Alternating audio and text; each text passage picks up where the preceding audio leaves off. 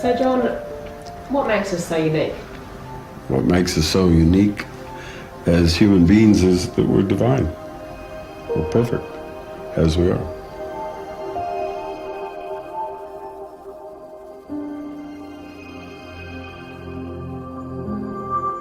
In this fast-paced world that we are living in today, how often do we stop to appreciate the beauty that surrounds us?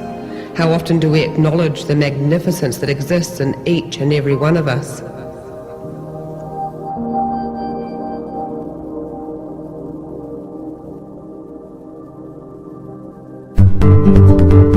Well, I think that what makes us so unique as human beings is not the fact that we have opposing thumbs, or that we stand on 2 feet, or that our eyes point straight ahead, or that we have little body hair, or even that we have big brains, because elephants have bigger brains than us. What makes us so unique is the size of the forebrain, or the frontal lobe, in comparison to the rest of the brain.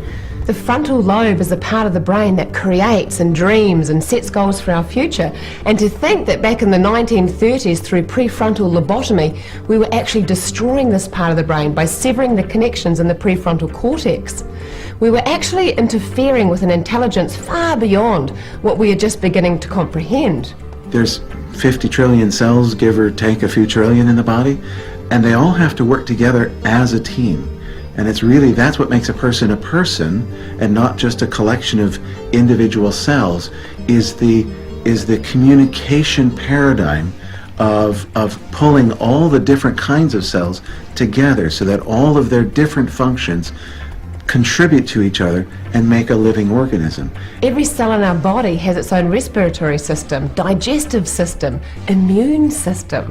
Every cell in our body is brand new at least every year.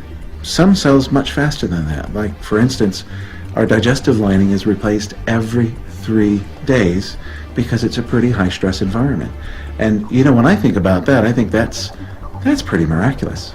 We are a universe in ourselves, okay? We have these 50 trillion cells that each have a consciousness. We also have good and bad bacteria. That's a whole universe. You've got different armies of all sorts of things going on in there. When we look beyond the external structures of our body and into its internal operating systems, it's fascinating what we learn. To think that our brain is firing off 100 trillion messages every second. You know, to walk, something that we just kind of take for granted, requires messages to be sent from our brain down to approximately 200 skeletal muscles in our legs. Now, we didn't have these neurological connections when we were born. This is something that we had to learn. Now I want to tell you something about a human body. And that is this. We see ourselves as a single individual entity, but that's a misperception. That's not true. You, me, we are communities. The living entities are called cells. Inside my body are 50 trillion cells. They're the living entities. When I say me, it's not a single entity. I'm talking about a community. When we observe the communication of cells in a controlled environment, we see that they have the ability to respond and interact with external stimuli. So this shows us the importance between the relationship of the mind and the environment. The brain is the regulator that adds and takes out factors to the blood and changes the composition, and the composition of the culture medium affects the fate of the cells. And then I say, yeah, but what causes the brain to release different chemicals? And the answer is perception, mind, belief. We are both human and heavenly. We're both self and soul, you know, simultaneously. And it's only our perception, our belief, our experience that differentiates between heaven and hell, paradise and poverty. Positive and negative are one of the same things on a continuum of different extremes. Now, in the middle of these extremes is where life is just life, until we attach meaning to it. And the meaning that we attach is an extension of our intuition and our perception of the world. Now, how we perceive the world is in direct correlation to what we have learnt pre-birth throughout our childhood up until now. You have a child in a schoolyard, and all the children are playing in the playground. And you're sitting there on a bench, and your child's on the swing, and the child falls off the swing, and then there's a moment of like, it finds itself on the ground totally confused. The first thing it will do is look at the parents. If the parent is like this, the child realizes something is wrong, and then the child will begin to cry and be upset by this experience. In contrast, if the child falls off the swing, looks at the parent, and the parent goes, "That's okay, get up, dust yourself off, and let's get on with the game," the child will get up and everything will be fine. Some people are very good at presenting us with opportunities and experiences to grow. Some people are very good at doing the opposite. Experiences and opportunities and invitations to perhaps believe things about ourselves that might actually not be accurate, or that actually might be somebody else's belief. Who we believe we are is dictated by all the things that we were told about ourselves and where we fit into the world, up until about the age of 7 or 8. After that, most of our learning about us is completed. We are programmed. And the issue is, sometimes we're programmed correctly to make the right response, but sometimes we're programmed to make an incorrect response. And that's where the problems in our world come from, because if we have a misperception, a misunderstanding of the world, and make an inappropriate response, then we're out of harmony with the world. From birth to around 2 years of age, a child's brainwave state is in delta. Now this is a state of pure observation and download of sensory information. From 2 till 6, it jumps up again to theta, and this is the land of fantasy, the land of imagination. And so what's important to know here is that as teachers, as parents, as role models in society, this is a highly hypnotic state. The first 6 years is a highly hypnotic state. So the question is, what are the programs that we are embedding? What are the belief structures, particularly through our throwaway comments, that are being created about the identity of self? Now, as adults now, the answers in terms of our belief structures, if we were to look back over our childhood, the answers are encoded in our upbringing.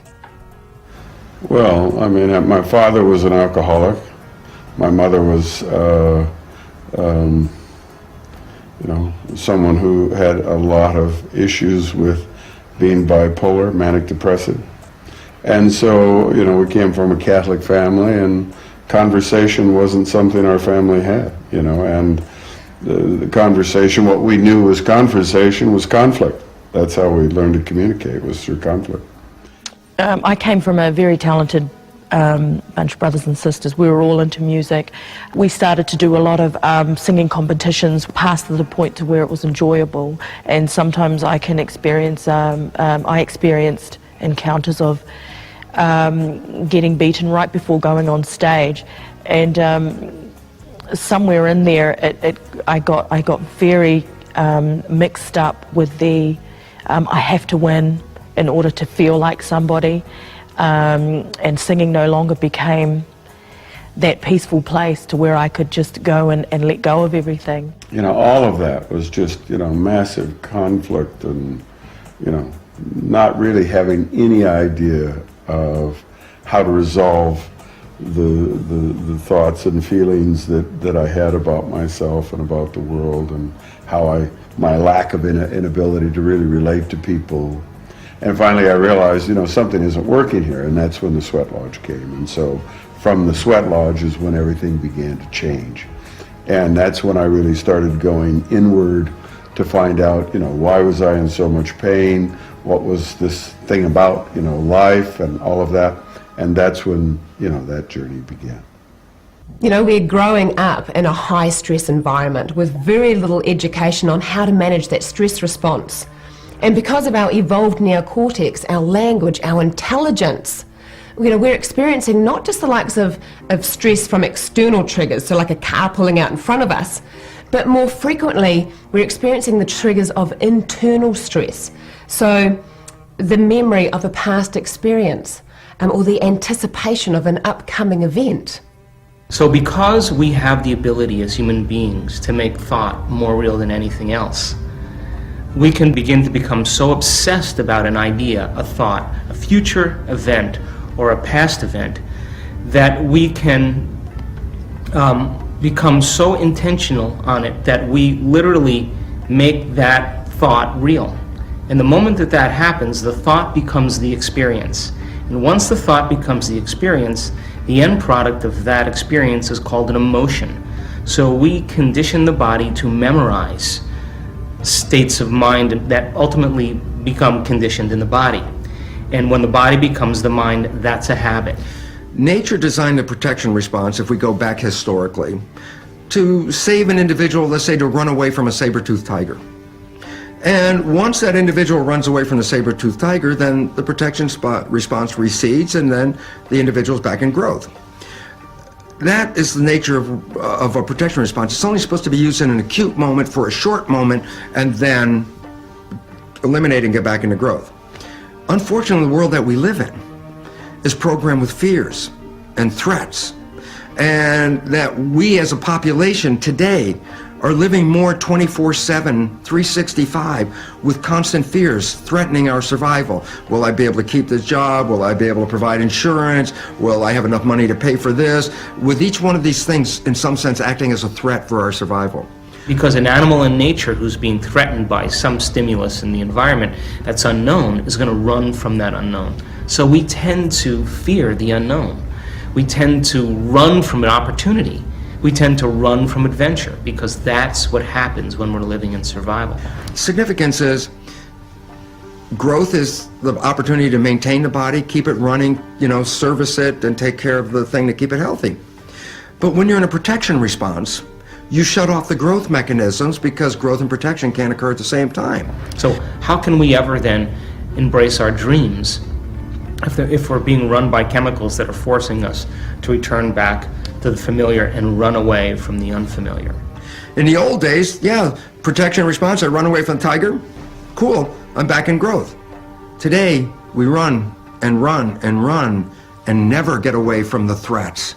And as a result, we are on a continuous process secreting stress hormones into the system whose function is to shut down the growth mechanisms and shut down the immune system. And you say, why would stress want to shut down the growth functions in the immune system? And the answer is very simple. It's just logic, economy. If I need to run from a tiger, I need all the energy I can to run from a tiger. I have a bacterial infection and a tiger is chasing me. My brain does a calculation and says, how much money should I put into fighting the infection? And how much money should I put into running away from the tiger? And the answer is, throw all of your energy into running away from the tiger, because if you don't, the bacterial infection is irrelevant. When you have a period of time where your endocrine system is not getting its share of, it's not doing its job, we end up with autoimmune diseases. And many of those are sort of new diseases. You didn't hear of lupus or chronic fatigue, fibromyalgia 20 or 30 years ago. And these are things that often are the result of people putting themselves under stress or allowing stresses to affect them. Worry is a big stress on the body, and that's what's really been something in my life. Bladder and urinary tract infections. So I wish I knew then what I know now. However, I'm so glad to have had some of these experiences. To get out of it, I think a lot of it is, I know a lot of it is choosing it. Choosing to wake up in the morning and say, hey, what am I choosing today? I could choose to be sad, I could choose to be stressed, or I could choose to have some fun and be joyous. There are two kinds of stress. One is called eustress, EU stress, and the other is called distress. And the body has totally two different responses to these stresses. And here's what the difference is. Eustress means good stress. This is the kind of stress like an athlete is out on playing a tennis game, or a football player playing a football game. They're out in the field, they're pushing their physiological bodies and putting stress on the system. But why is this a good stress called a eustress versus something called a distress? And the answer is this. Distress is a stress that threatens your survival. Eustress is a stress that just pushes your physiological limits. So if you're playing the game and you're not a gladiator so that if you lose the game you're going to die, that would have distress involved. Eustress is a sports game. Why? I'm out there pushing my physiology but not at the threat of my survival. So that releases a whole different chemical milieu within the body that controls the cells in a different way. It encourages their growth and maintenance and builds the muscles and builds the system to deal with that kind of stress. So when we are stressed, what happens in the heart goes into incoherent rhythm. It means it's a kind of chaotic things. When you have a biofeedback system that measures your heart rhythm, you see kind of very wavy, shaky waves, in fact, completely disturbed. So it means your heart is like the orchestra playing completely wrong tune. And when you are in relax well, in fact, your heart rhythm makes really nice waves, very what we call coherent waves. So it's not only the waves, it means all your physiology goes into coherence. It's like everything is in tune, works well, and you can measure that very easily. Stress isn't the actual issue, it's the recovery phase that we're not doing that's the issue. And if we think about it, animals do this instinctively. You think about a dog that gets the sense of a rabbit, you know, the smell of a predator fires off that fight-flight response and it's off for the chase. And at the end of the chase you will see it stop, and it's going into that recovery phase where you will see it panting, it slows down its breathing and it rests. Now, as human beings, because of our conditioning and our interaction with our fast-paced environment, we don't stop. And as a result, we are continuously releasing a little bit more cortisol and a little bit more adrenaline into the system. And over time, this shows up in the body, when all we need to do is to remember to stop. Focus on our breathing, bring it into our awareness, and slow it down. Now, when a baby is in the womb and under stress before birth, one thing that we measure is their heart rate, what we call beat-to-beat variability. And that is the most accurate sign that this baby is distressed and needs to be helped. Exactly the same in an adult, that it's our heartbeats that tell us how anxious we are. Usually, most people breathe at 10-12 breaths per minute. It's considered normal by conventional medicine, but it's normal, but it means it's a normal, chronic, low level of stress.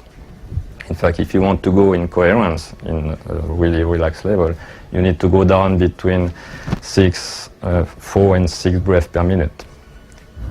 The coherence that's created in the brain sends a coherent signal down the central nervous system, which then sends a signal to all other systems in the body, and that coherent signal starts self-organizing or reorganizing, and then the person starts to have their immune system bounce back, their vision to improve, their digestive system to change, and they start feeling a greater sense of well-being.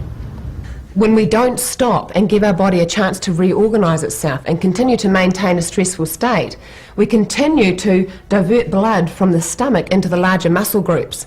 Now, over time, we may hear our body trying to talk to us, you know, like, have you ever been worried to the point where you've felt sick to the stomach? This is a message from our body to review how we are being. It's believed that as many as 70% of the Western population has some form of leaky gut. The cause of that is often antibiotics, certain prescription medicines, anti-inflammatories, contraceptive pill, processed foods in our diet. Stress is a major contributing factor to that. What happens in that situation is that we eat our food, and tiny little wee particles of our food then are able to penetrate through the wall of an unhealthy gut, which creates an inflammatory response throughout the body. Now, 80% of diseases come from some form of inflammation in the body. One of the very interesting facts about our body is that we have many more bacteria in us than cells, and we have sort of many trillions of cells. Now, most of those bacteria live in our bowel, in the crevices of the bowel. In fact, you know, I think we have about 40 trillion bacteria within us. In fact, we are a composite of cells and bacteria. And the other interesting theory is that the very mitochondria in our cells, every child learns about mitochondria in the cells, may have evolved from bacteria. In other words, you know, these are things that we're trying to kill, but are actually intrinsic part of it as well. There's a thing called opportunistic organisms in the medical community. And what this means is this: I can take a blood sample from myself, from anybody, and show you with a blood sample, every one of us is infected with all the basic bacteria, viruses, and parasites that humans have. And you say, but look, I don't feel like I'm infected, I'm pretty healthy. And the answer is, as long as my immune system is working up to its potential, then we suppress the opportunistic organisms. If the immune system becomes compromised, then the opportunistic organisms take over. Well, this, when you think about it, then this is why stress and illness are always connected. At school, when exam periods come up, that's when the students get sick. Why? Because when they get stressed of the exams that are determining their future and their lives, they're releasing stress hormones, which then shuts off their immune system. Now they're ready to get sick. And what happens is that when the body gets out of balance, we get a high amount of bad bacteria and bad fungus growing, and the good stuff that supports our immune system, that supports our health, mentally, emotionally, physically and spiritually, is suppressed. I mean, one of the areas that we as doctors have sort of I suppose the areas of prescribing that we've been involved in a huge way, and certainly in general practice, is the use of antibiotics.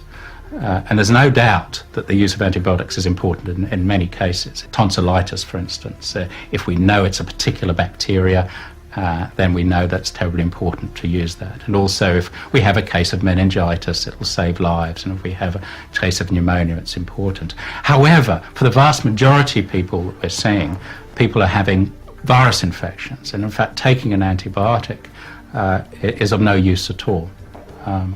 In fact, in England now with sinusitis, it is not recommended to start with antibiotics, and that's still been in many places around the world, even in ear infections in children, antibiotics aren't used.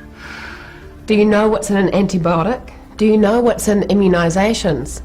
Do you actually know what you're putting into your body? Antibiotics were created to assist the immune system, and yet one of the side effects is that they kill off the good bacteria that encourages the growth of the immune system. The best way that we can strengthen the immune system is through things that we already know, like having a good night's sleep, eating living unprocessed foods, getting outside and getting fresh air, and in particular for our children, letting them eat the dirt, kiss the dog, come inside and not have to always wash their hands before they eat, not cleaning every surface with an antibacterial cleaner because bugs are good. If we can allow our children to strengthen their own immune system, then they're more likely to be able to have their immune system carry them through the healing phase when they do get sick. The sorts of things that will happen during this healing phase can be the obvious. Sweating or crying's a good one. We might go to the toilet an awful lot more. That really is the body's way of getting rid of the stuff that it no longer needs. But here's the interesting thing about this healing phase.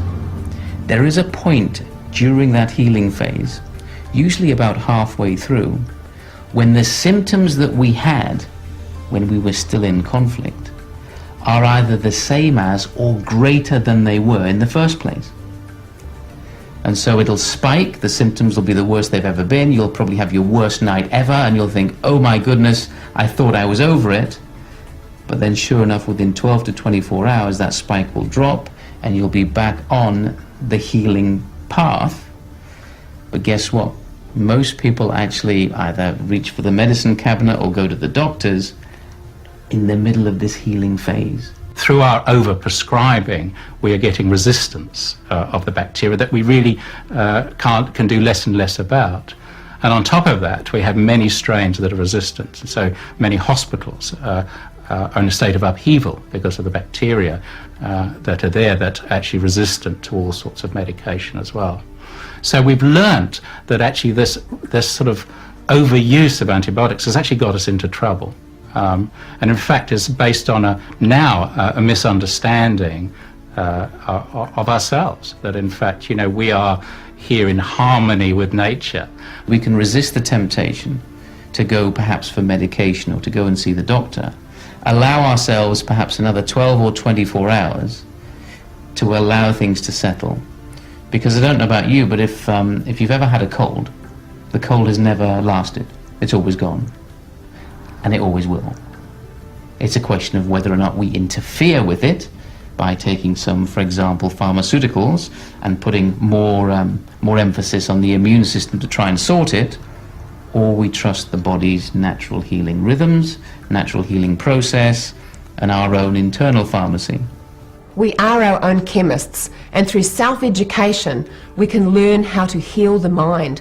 We can learn how to heal the body. We can learn how to heal past trauma, and through learning how to use our own natural chemicals, most importantly, we can learn how to self-care.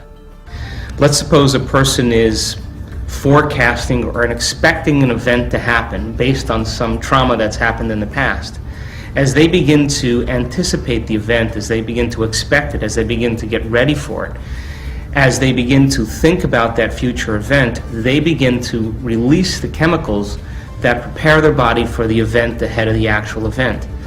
Now, when we begin to anticipate events and we get it right, we pat ourselves on the shoulder and we say, you see how smart I am? You need to hang out with me. I know all the answers. But what happens when we don't get it right? And when we don't get it right, that's called anxiety, that's called insomnia, that's called obsessive compulsive disorders, because the brain begins to race into the future.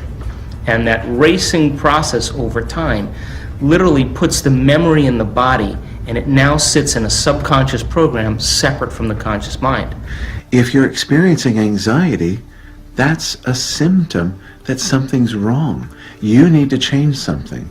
Now, it might be something you can address by learning new life skills, and that you can learn some techniques in various and sundry ways of managing your life better and getting over the anxiety.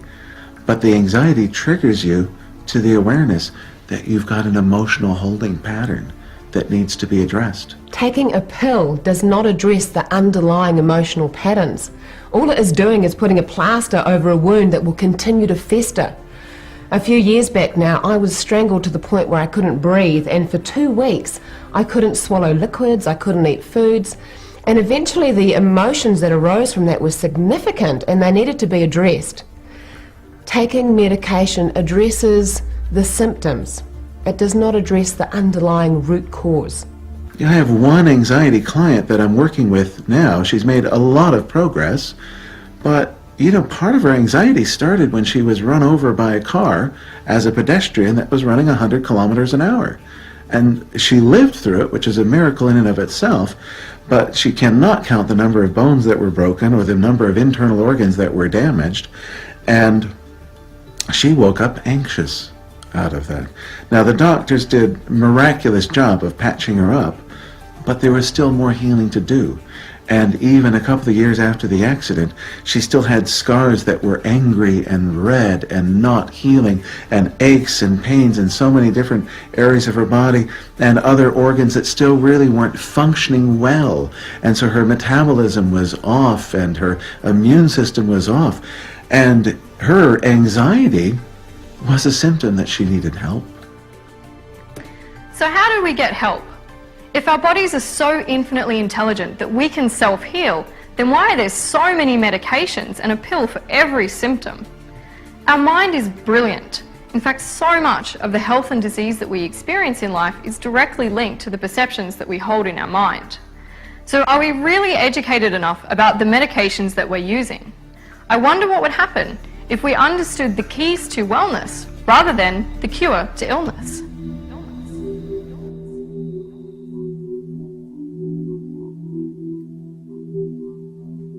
It's important to understand that we do not have mental illness, but rather that we do mental illness.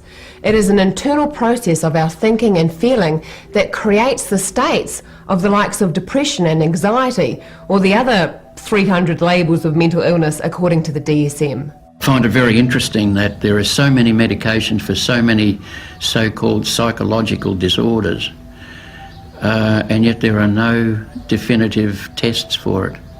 There are no blood tests, there are no chemical imbalance tests, there's no x-ray, there's no biopsy.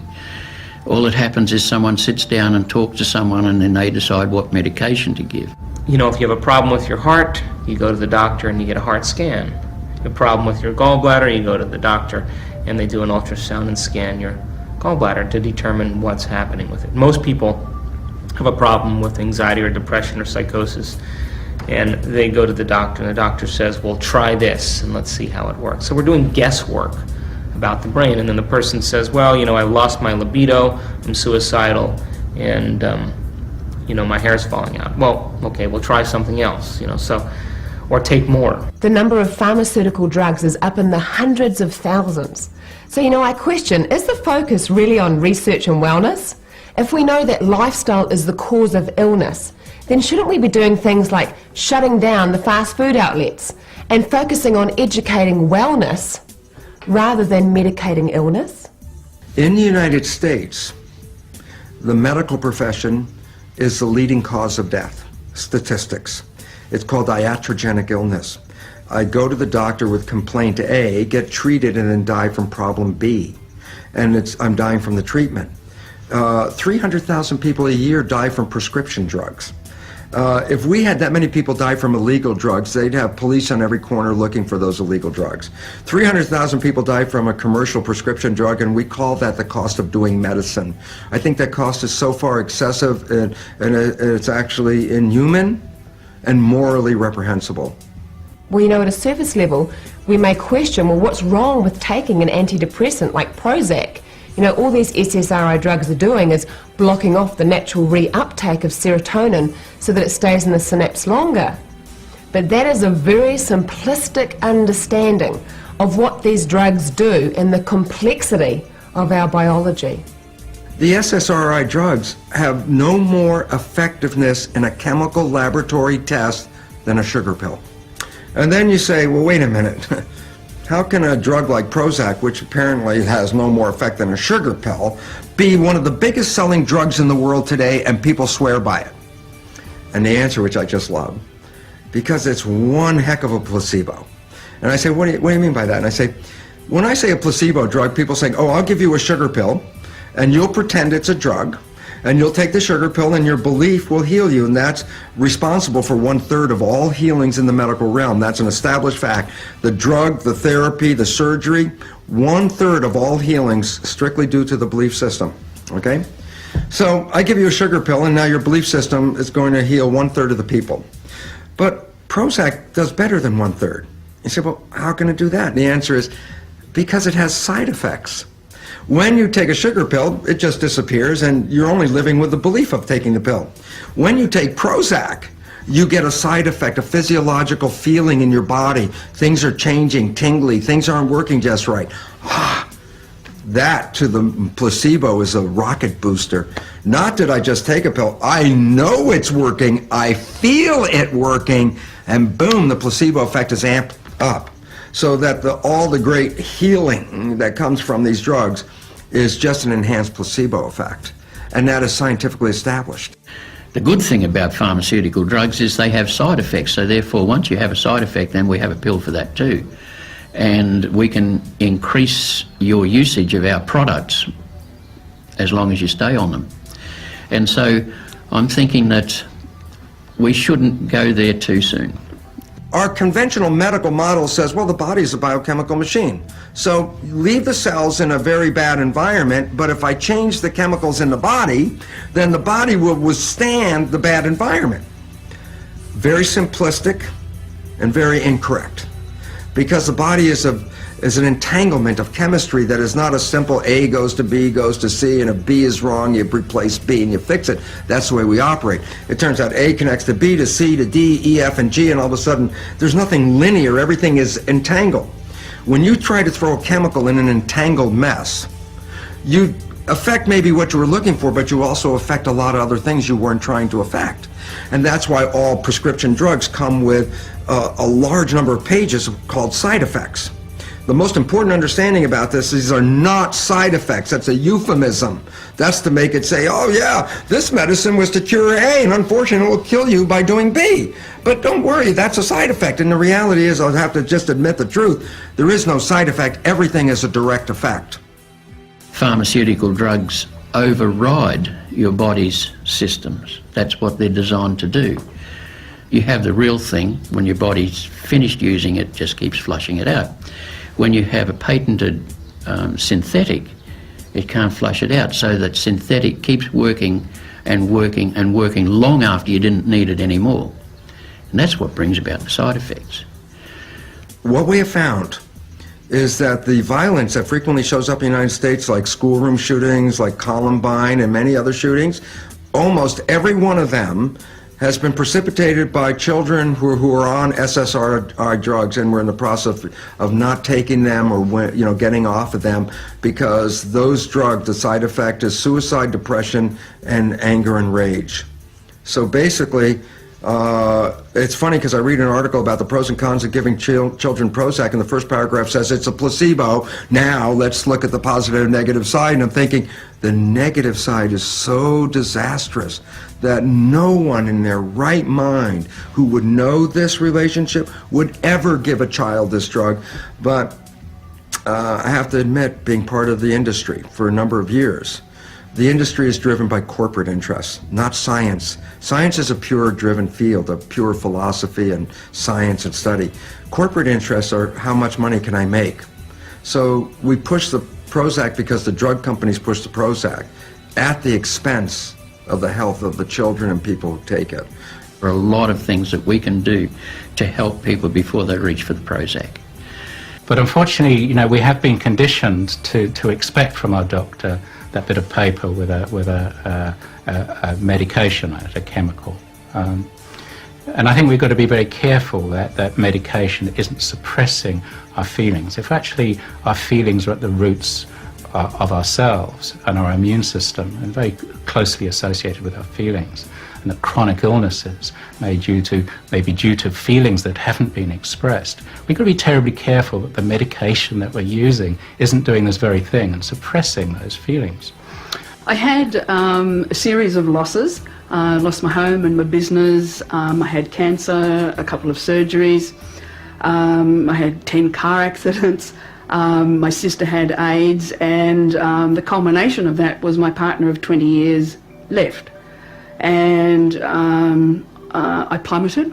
For the first time in my life, I really plummeted. I had weathered the other storms quite well. And when I went to my doctor, she said, well, you know, this has been going on for some weeks now, and, you know, I really think you need to be on something. And I said to her, my first response was, well, actually, you know, no, I don't want to take anything. I had an awful lot of losses. Help me deal with my grief. I've had sisters that have been battling with mental illnesses, and I've seen them just chucked on all kinds of medications, and I've seen them so sedated. And I decided for myself through seeing my sisters that I'm sure that it had a lot to do with me getting my counselling and healing. I wanted to do that first because, and if it was going to work, then I was going to roll with that. The thought of having a pill, to me, I knew it wouldn't be fixing anything. It would just be not only sedating me, but it would just be keeping me in a state where I'm not learning anything, where I'm not getting the real reasons of why everything is happening. And Lord knows what the pill was going to do in long-term effect to myself. My son was born with mental and physical handicap, and it was undiagnosed, so it was quite an unknown area. So for about 3 or 4 months we were dealing with, you know, was he going to live, was he going to die, resuscitating on a daily basis. So naturally life was traumatic. Doctors were wonderful, they were helpful, they were caring, but they were looking for a solution to me as well, not just to the son. And so about 3.5 months into it, they offered me some pills. Just one day they just said, you're sad, you're miserable, here's some pills that might make you feel better. Their intentions were good, but when I went home that night I was thinking, am I really supposed to feel better? I mean, my son is going to die, whether it's tomorrow or in 5 years, he's going to die. Maybe I'm supposed to feel the depression, and maybe I'm going to be better for him if I'm actually alert and feeling, even if it's crying. And I had worked with people who'd been on pills, and I knew that sometimes it suppresses your personality. And I thought, do I want my son to have a foggy, non-Dana holding him? Or do I want him to have a real, true, sad mother holding him who's loving him? And so I decided, no, I'm not going to take the pills. But a week later, I was really tired of being sad. You know, I wasn't happy, and I thought, well, just sitting in this place wasn't really working either. So I started thinking, what can I do? And action has always kind of been my thing. For me, whenever I feel low, just act somehow to get myself moving. So I found a treadmill that was in the staff room in the hospital that somebody told me that they'd give me the key. And I just started jogging in the morning and running, and I started noticing that I was feeling better, especially when I got past that 15 minutes. So from that point, everything's changed for me, where it's about finding things in your natural environment that feel good to you, that remind you that you have control and you have choices. What concerned me so much was that They weren't discussing with me my options or even talking to me about why I might be feeling that and what may come out even out of the pills. It was just a quick fix, which really is not the answer to personal development. There's been tons of people that have told me, hey, look, I've been depressed. All you need to do is just get on antidepressants. Lots of people. Some of them told me that I could be on it for a short time, for a long time. But I'm very lucky. I went to my doctor and I said to him, do I need to go on the meds? And he said to me, well, how do you feel? And at the time I had just begun counselling, which was which was part of my great discovery of letting go and undoing. And I said to him, well, look, I'm doing really well with this right now. I can feel a change in my well-being. And he said, well, carry on with this. And if it's working, stick with it. If it's not working, then we'll turn to the meds. So I was actually very lucky that I had a doctor that did not shove pills at me. We bought a belief system that medicine knows, that they tell us what works, and then whatever the doctor says, the doctor is the boss, and we take these things without questioning. And it turns out it's time to question. We're asking what is wrong, and when we ask that question, it implies what's wrong is going to stay wrong, and then we need to have a fix for it. So in so many situations, what's wrong seems to be a chemical imbalance, that the body's no longer producing some chemical, whether or not it's a digestive enzyme, or it's a hormone that helps to regulate the menstrual cycle, or whether or not it's actually perhaps a chemical that affects mood in the brain.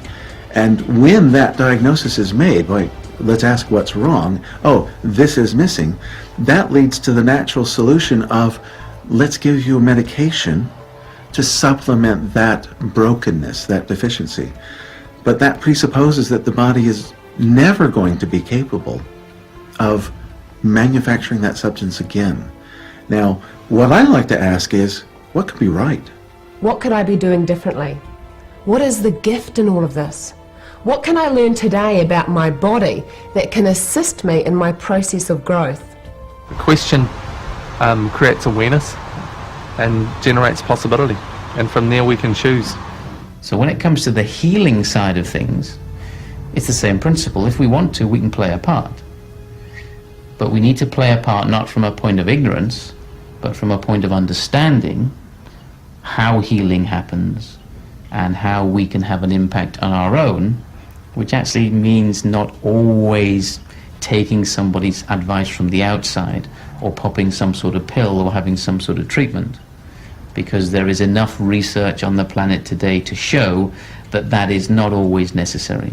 Being on medication is not right or wrong, it's individual choice, and you will know for you when and if the right time is that you want to come off medication. The key is to do it with support and do it safely, as many people will experience diarrhea, dizziness, panic attacks. So seek advice first on how to go about that.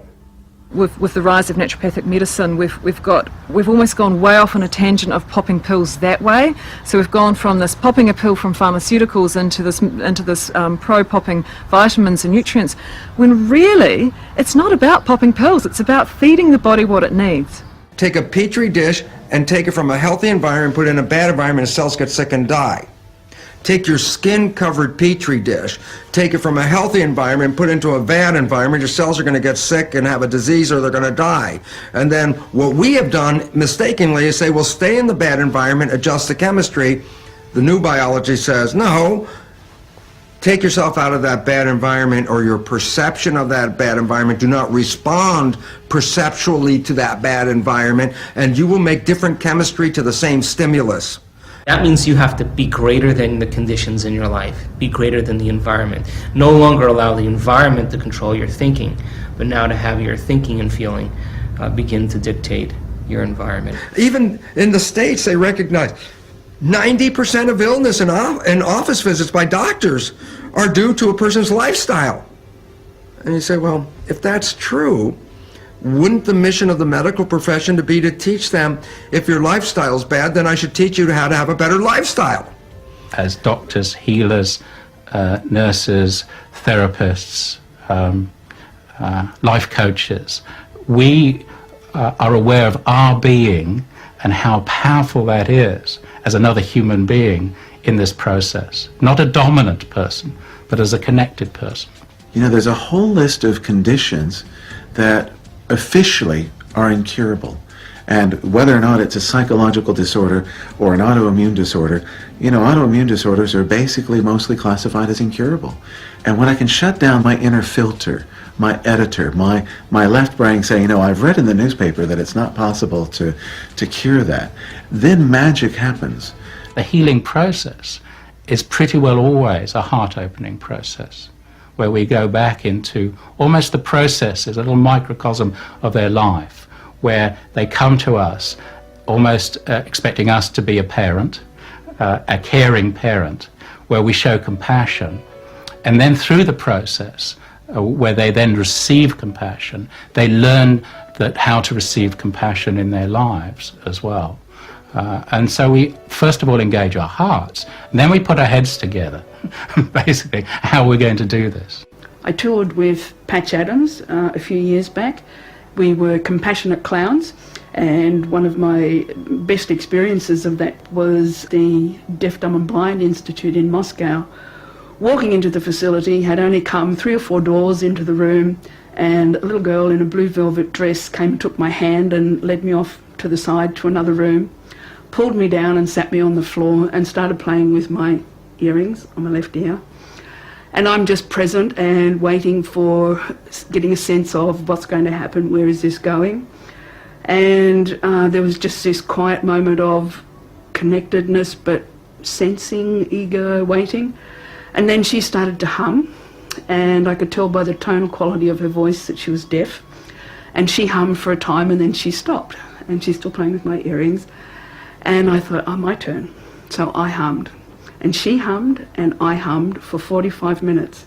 And it's the only time in my life for 45 minutes consistently where I have had no other thoughts. I found through meditation, I used to just think that they were a bunch of hippies, but in part of my self-discovery, I'll always remember my first meditation that I had. For the first time, as I sat there, I just thought, okay, I'm breathing. I'm listening to my breathing. I do notice my thoughts are stopping. Well, wait a minute, there's me thinking. Okay, just breathe. And so after a while, I think it was about an hour, I stopped, and for the first time in my 33 years, I heard no thoughts. No thoughts. And I felt like, even my room, I felt like I was seeing my room for the first time. I almost felt like I guess what happened was the true essence of me came on the outside, because it was like seeing everything for the first time, and I finally felt the silence and the presence and the peace.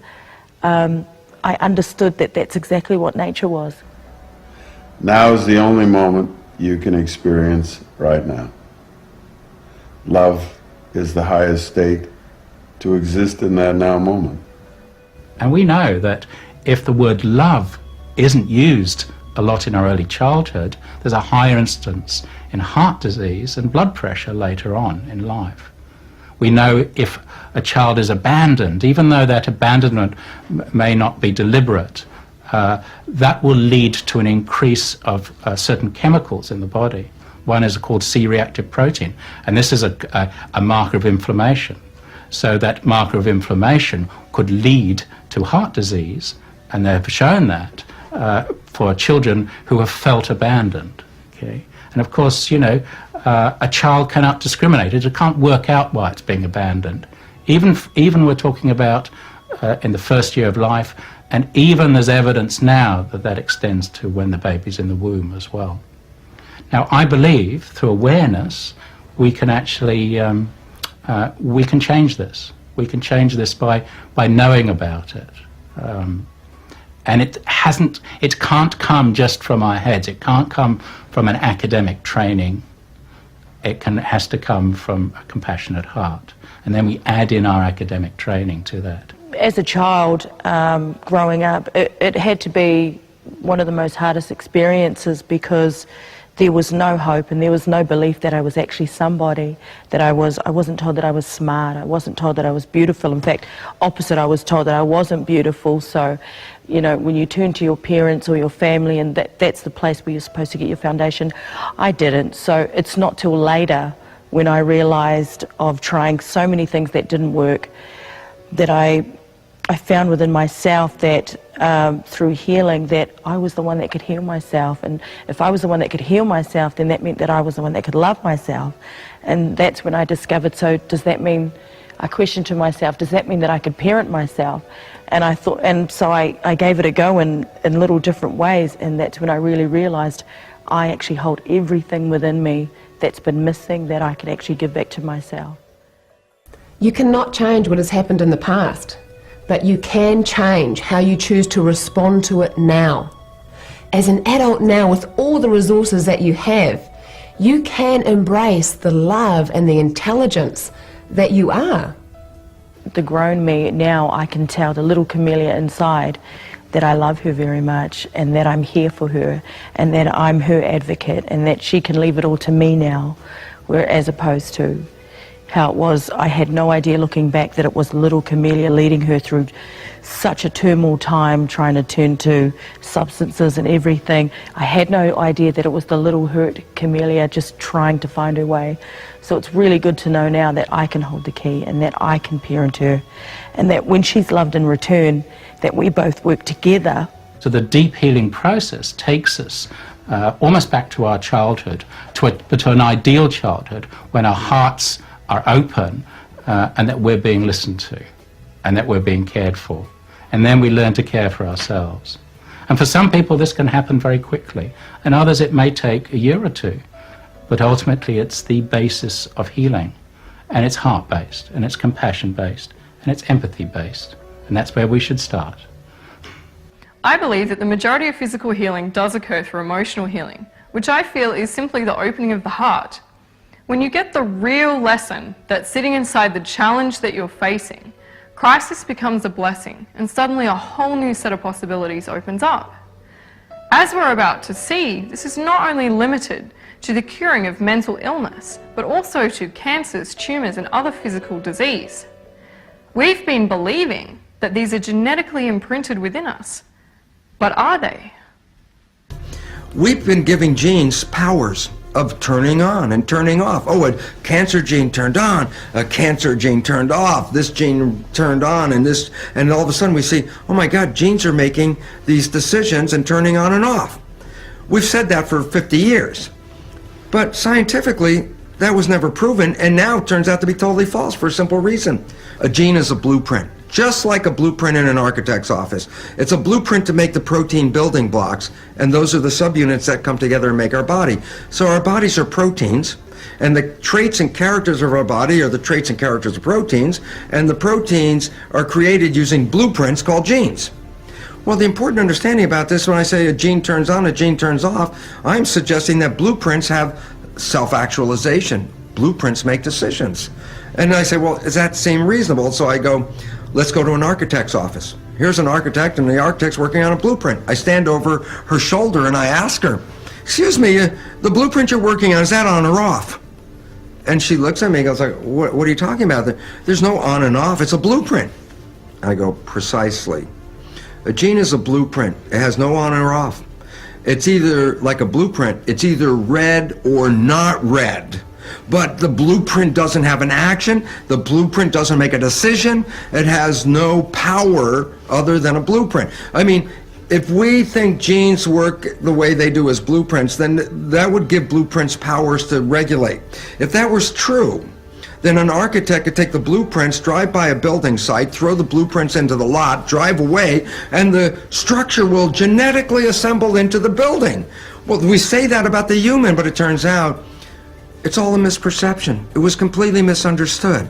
We now know that there's a contractor that selects the blueprints and can modify the blueprints. That our contractor acts through a process, a mechanism called epigenetics. It controls which genes are read and how they are read. Now here's an exciting reality. Epigenetic mechanisms mean I can control the reading of the gene. By how? Through my perception of the environment. I read what I need in my mind, and my mind sends signals to my biology to adjust my genes to make my body match the needs of the world that I live in.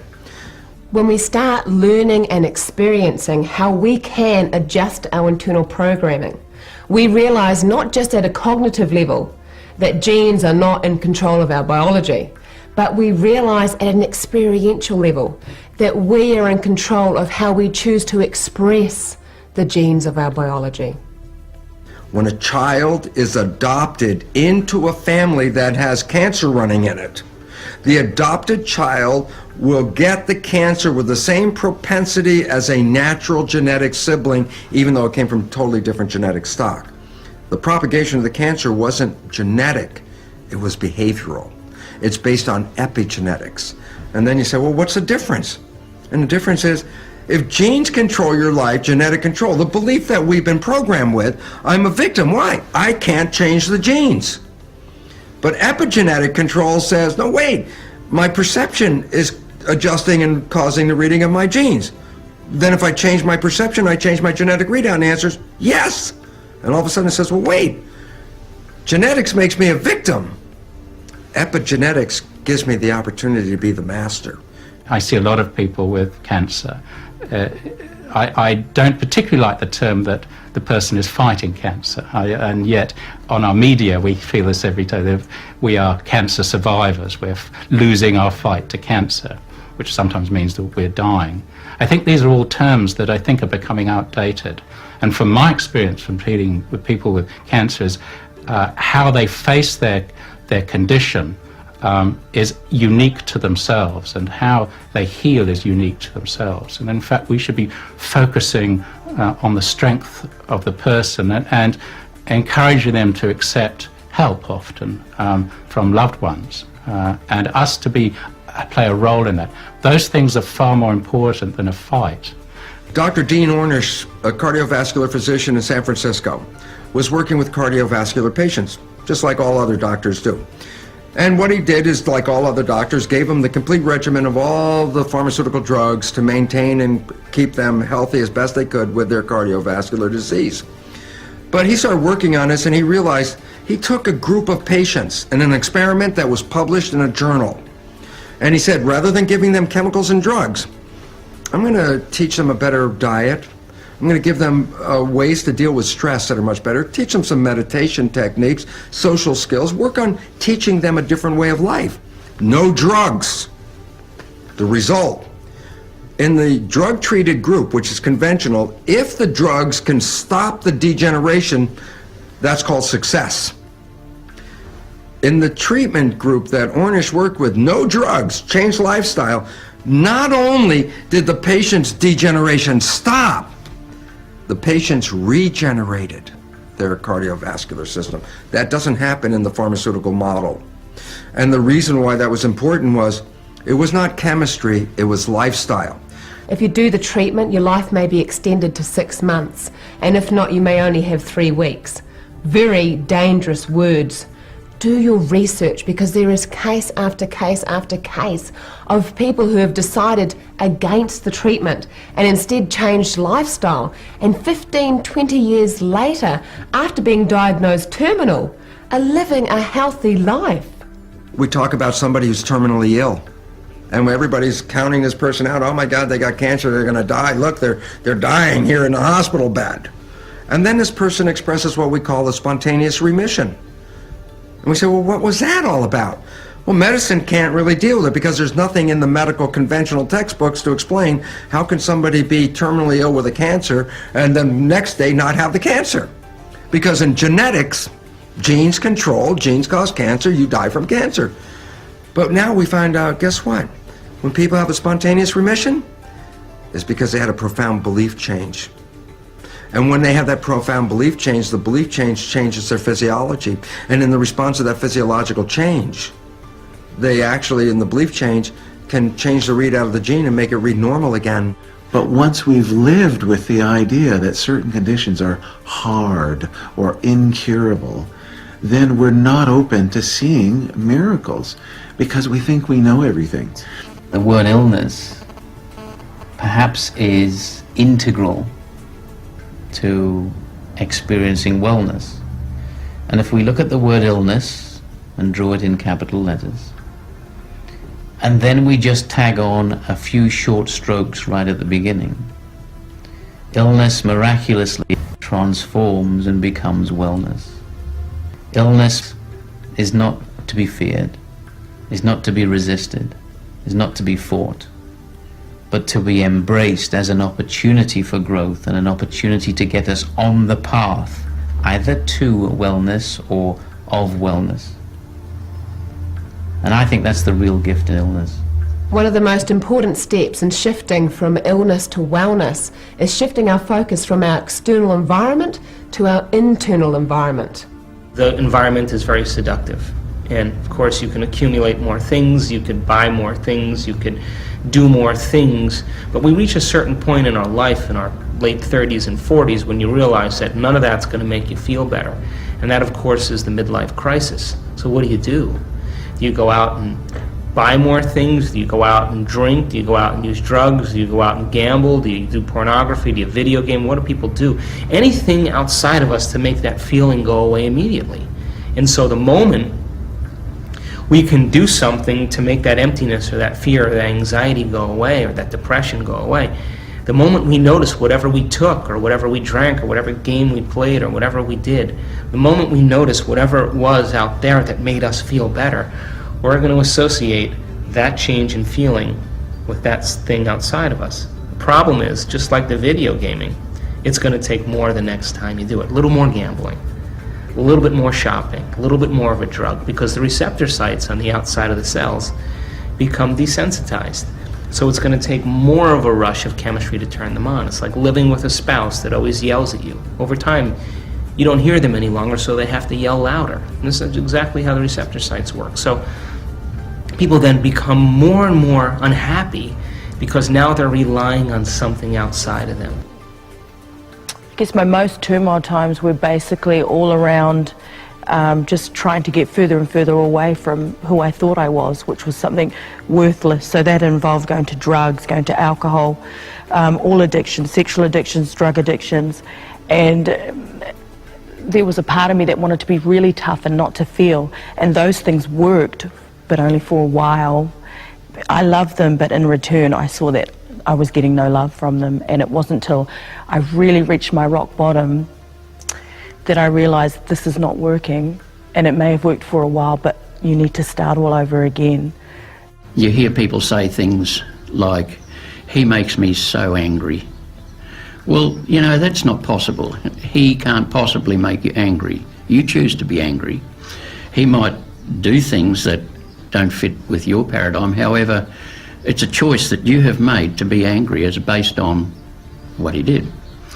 And so many of us are blaming people and circumstances for who we are and how we feel. And that would mean that for you to feel better, you would have to send everyone in the world to the psychiatrist for you to feel better. And I don't think that would work.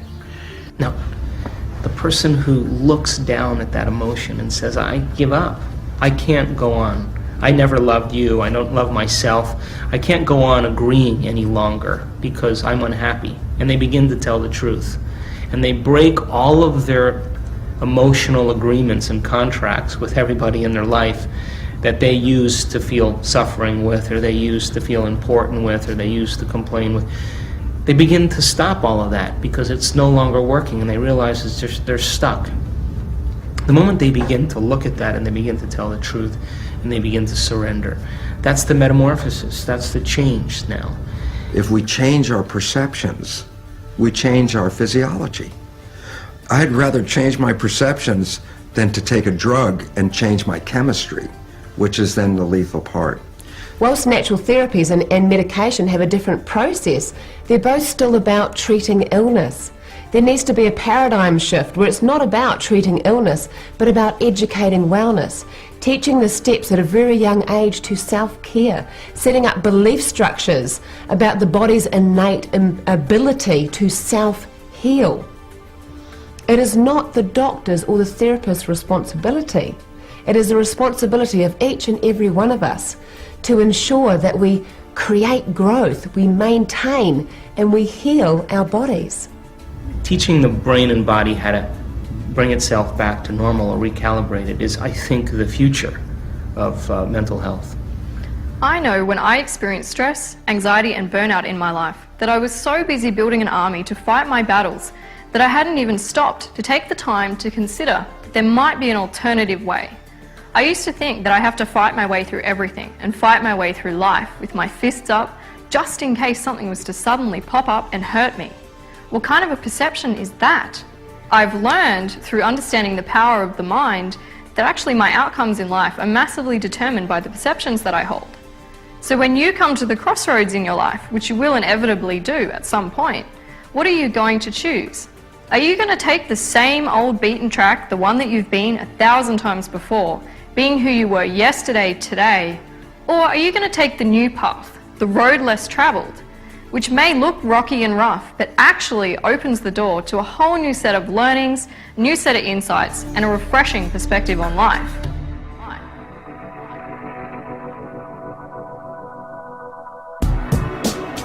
There are so many things that people can do. Natural therapies, for example, gosh, they have their own alphabet. CBT, EFT, NLP, DBT. But whatever you decide that you are going to do, the first step is making a decision that you are going to move in a different direction. And that secondly, that you are going to take action. Action itself creates that feeling that you have options and control, okay? Depression is feeling that you have no control over your life, okay? So, for instance, I'll just use my son as an example. He didn't learn very well because of his mental and physical handicap. So if he was laying down on a blanket, we found it difficult to get him to learn to grasp his toys. The minute we got him a standing frame and got him upright, psychologically he was in a state to move. And so we would get, within 2 days, he would be grasping a toy. Where laying on the ground is a state of inaction. So psychologically we would move, whether it's just going out and getting a pram and going for a walk, it's moving, and then we start thinking of forward movement. And when you're thinking forward and of your future and what you're going to do next, you're out of the victim state and into doing things for your life. Depression doesn't live on the ceiling, so stand up, look up, get moving, and that will get your heart pumping. So the heart has in fact three main functions. The one we know, it's pumping the blood and oxygen, CO2 and all these things. The second one is to create this electromagnetic field around. And another function also, the heart is a hormonal gland, so it produces a lot of hormones that affects also the brain and other function in the body. So the heart is a very, very complex organ that has a lot of actions everywhere, including our health, including our emotions and our mood. And so it's not only here that emotion happens, also here. When people have an idea, they're passionate about it, or they come up with a creative idea. It's something that is heartfelt. Jump into the mindset of a child again and dream without limitation. My children, they love to be outside, and you come in, in the evening, and you walk out to the porch and you yell, "Hey, come on guys, it's time to come in and eat." And they say, "I'm not hungry."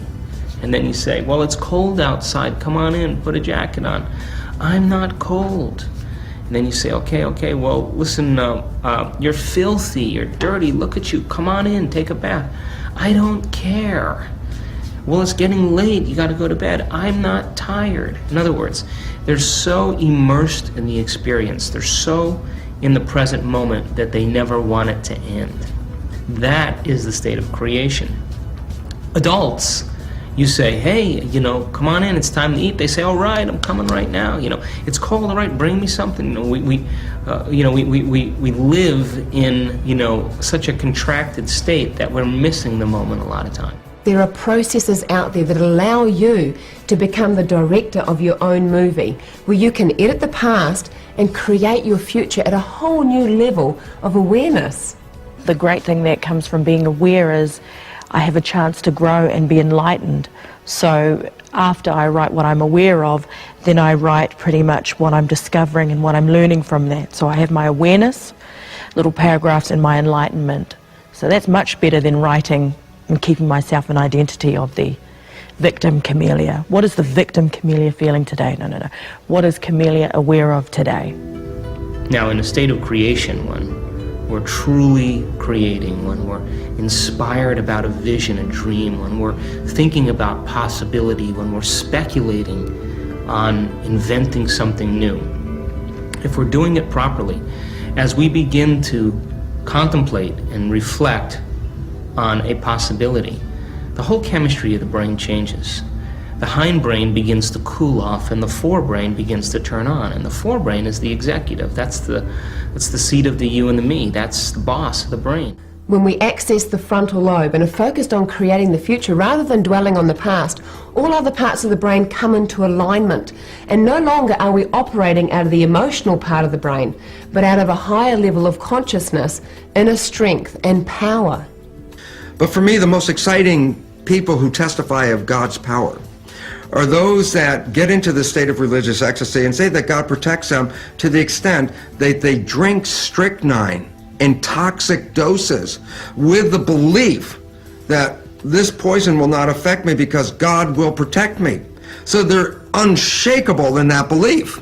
And guess what? They drink the strychnine with absolutely no harmful effects.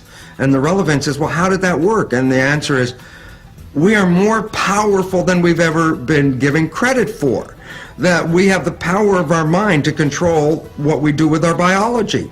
Walking across a bed of hot coals, fire, is a belief system. You don't believe you can walk across a fire, don't do it, because if you do, you're going to burn yourself. The ones that don't burn themselves are the ones that walk across with a total, unshakable belief that this is okay.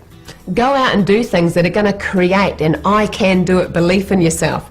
Rock climb, abseil off the side of a building. If you've never been horse riding, jump on a horse, jump into life.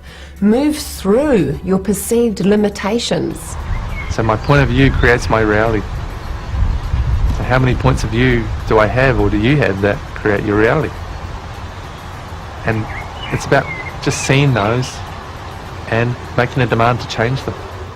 You know, the space up here in your mind is your space. So what are you going to choose to fill it with? And what you no longer want to have up there, empty it out. Let it go. You know, our brains have neuroplasticity, which means that we can prune away old connections and create new connections.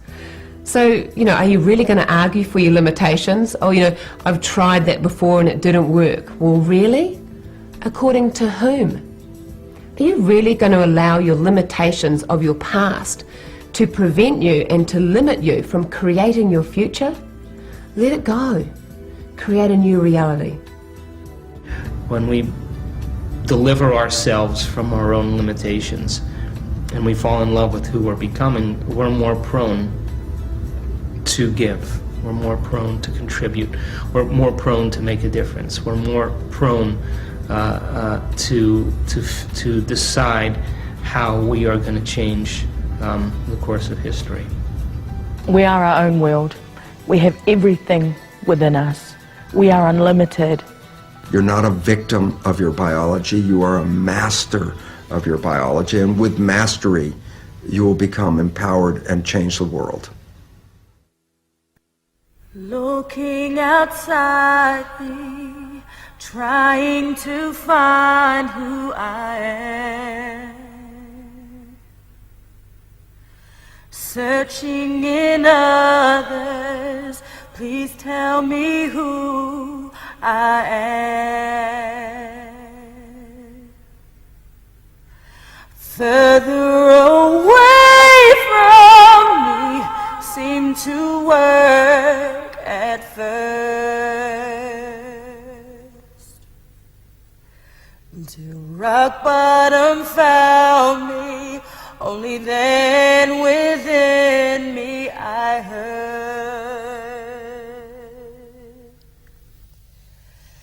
peace is within me, love's within me, hope is within me, all is within me, peace is within me, love within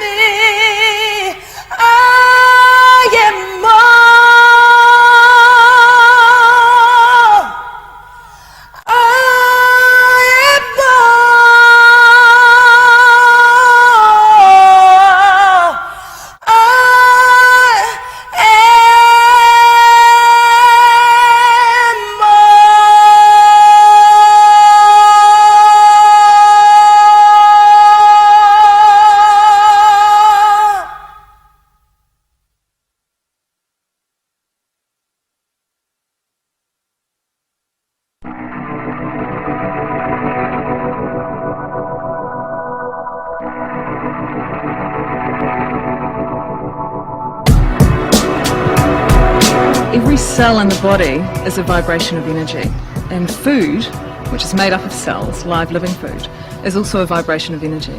Diet, an alkalizing diet, basically fruits and veggies, and if you can go raw, every chance you get, raw veggies. 2 handfuls of cashew nuts a day gives you the equivalent dose of taking a Prozac. Again, we're in this mentality that fats are bad when this type of fat is good. The best chocolate that supports both our health and our taste buds has 2 tablespoons of coconut oil, 2 tablespoons of cocoa or natural cacao ground up, 1 packet of pitted soaked dates, 1 jar of almond butter.